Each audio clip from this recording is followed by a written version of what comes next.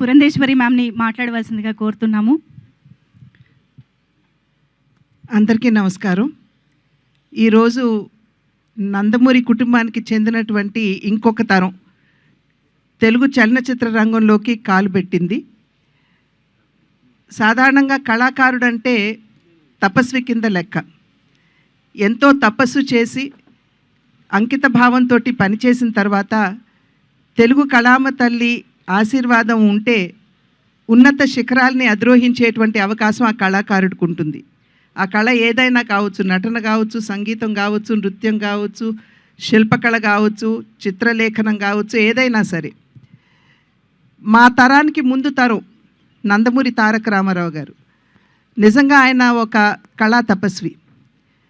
ఆయన క్రమశిక్షణతోటి అంకిత భావంతో తన జీవితాన్ని చలనచిత్ర రంగానికి అంకితం చేసినటువంటి సందర్భంలోనే ఇవాళ చలనచిత్ర రంగంలో వారి పేరు స్వర్ణాక్షరాలతో లిఖించబడి ఉన్నది. తెలుగు చలనచిత్రం ఉన్నంత వరకు వారు చిరస్మరణీయులు అనేటువంటి విషయం మనం అందరం గుర్తించవలసినటువంటి అంశం.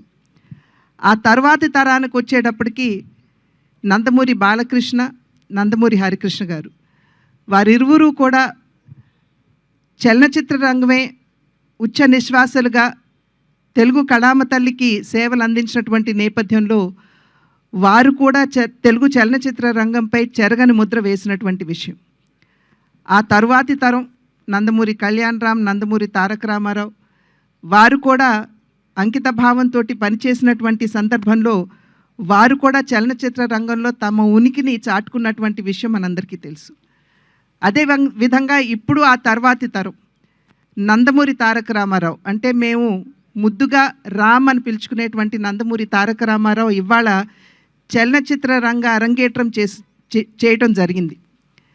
ఆ బిడ్డకి ఖచ్చితంగా తెలుగు కళామ తల్లి ఆశీర్వాదంతో మా తండ్రి గారు నందమూరి తారక రామారావు గారి ఆశీస్సులు, అదేవిధంగా మా అన్న నందమూరి హరికృష్ణ గారు తప్పకుండా వారు ఇందాక చెప్పినట్టుగా ఆయన ఆకాశం నుండి తన మనవణ్ణి చూసుకుని మురిసిపోతూ ఉండుంటారు.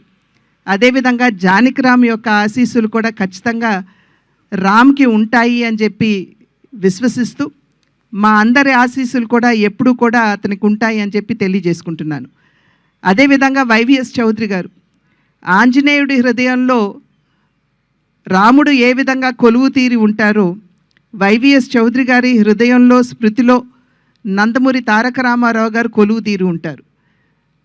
ఆ నందమూరి తారక రామారావు గారి పట్ల వారికి ఉన్నటువంటి పూజ్యభావాన్ని తెలియజేసుకుంటూనే ఎన్టీఆర్ అనేటువంటి బ్యానర్ తోటి, అంటే న్యూ టాలెంట్ రోర్స్ అనేటువంటి బ్యానర్ తోటి వారు ముందుకు రావడం, దానిలో నందమూరి తారక రామారావు అంటే రామ్ని వారు పరిచయం చేయడం, ఈ కార్యక్రమానికి వెన్నంటి తన సహకారాన్ని అందిస్తున్నటువంటి యలమంచి గీత గారికి కూడా నా యొక్క అభినందనలు తెలియజేసుకుంటూ, శుభాకాంక్షలు తెలియజేసుకుంటూ, ఖచ్చితంగా ఈ సినిమా అద్భుతంగా రాణించాలి అని చెప్పి ఆ భగవంతుడిని ప్రార్థిస్తూ రామ్కి మా ఆశీస్సులు ఎల్లప్పుడూ ఉంటాయి అని చెప్పి తెలియజేసుకుంటున్నాను.